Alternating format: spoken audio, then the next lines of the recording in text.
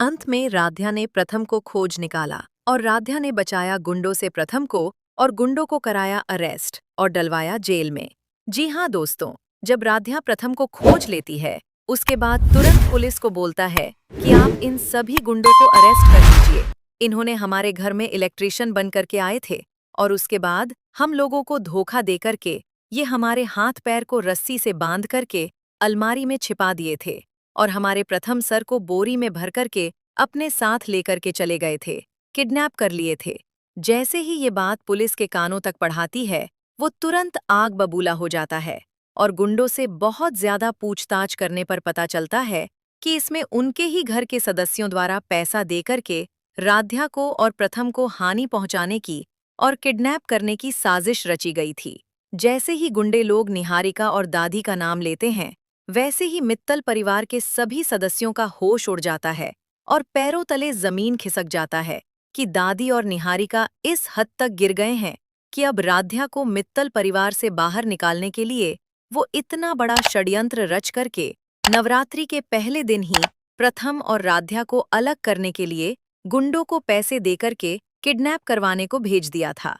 लेकिन गुंडे लोग दादी और निहारिका का सच सबके सामने बता देते हैं और प्रथम और ओमकार और रजनी मिलकर के निहारिका को बोल देते हैं, निहारिका, अभी के अभी तुम इस मित्तल परिवार से बाहर चली जाओ और तुम्हारी इन सभी हरकतों की वजह से हमारा मित्तल परिवार दूर चला जा रहा है। अगर तुम मित्तल परिवार में नहीं आई होती तो हमारे मित्तल परिवार में कभी बंटवारा नहीं होता और सभी लोग खुशी खुशी रह रहे होते। दादी को ये डर लगने लगता है कि कहीं ओमकार दादी को भी निहारिका के साथ घर से बाहर ना निकाल दे, क्योंकि जितना बड़ा गलती निहारिका ने किया था उतनी ही गलती दादी की भी थी। जब ओमकार को समझ में आ जाता है कि दादी और निहारिका का सब षड्यंत्र था, तो वो राध्या के सामने जाकर के माफी मांगने लगते हैं और रजनी से भी माफी मांगने लगते हैं। बोल देते हैं कि रजनी, हमने आपके साथ बहुत ज्यादा गलत किया, हमने आपके बारे में बहुत ज्यादा गलत सोच, इसलिए आप हमें बिल्कुल माफ कर दें और आप हमारे मित्तल परिवार में कोई भी लकीर नहीं रहेगी। हम सभी लोग मित्तल परिवार के एक होकर के एक साथ रहेंगे। हमने गलती कर दी थी, जो कि मित्तल परिवार को 2 भागों में बंटवारा कर दिया था। अगर बंटवारा नहीं हुआ होता तो आज प्रथम और राध्या एक साथ होते और हमारे परिवार में होते। हालांकि दोस्तों, अगर आप लोग भी चाहते हैं कि प्रथम और राध्या एक होकर के मित्तल परिवार के सभी लोगों के साथ रहें और निहारिका मित्तल परिवार से बाहर चली जाए, तो अभी के अभी इस वीडियो को एक लाइक करके चैनल को सब्सक्राइब करिए और कमेंट बॉक्स में आई सपोर्ट राध्या जरूर से जरूर लिखिएगा। आज देख लेते हैं प्रथम और राध्या के लिए कितने लोग इस वीडियो को लाइक करके चैनल को सब्सक्राइब करते हैं। जी हाँ दोस्तों, कहानी अब उस मोड़ पर पहुंच चुकी थी जहां सच्चाई, साहस और रिश्तों की असली परीक्षा होने वाली थी। रात की वो घड़ी थी जब पूरा मित्तल परिवार डर और चिंता के साए में डूबा हुआ था।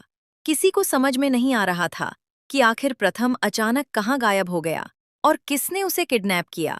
घर के हर कोने में बेचैनी फैल चुकी थी, लेकिन इसी अंधेरे माहौल के बीच राध्या के दिल में एक अजीब सी बेचैनी के साथ एक दृढ़ निश्चय भी था कि वो किसी भी कीमत पर प्रथम को ढूंढ कर ही रहेगी।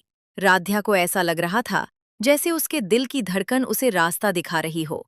उसे बार बार वही पल याद आ रहा था जब कुछ लोग इलेक्ट्रिशियन बनकर घर में आए थे और फिर अचानक सब कुछ उल्टा पुल्टा हो गया था।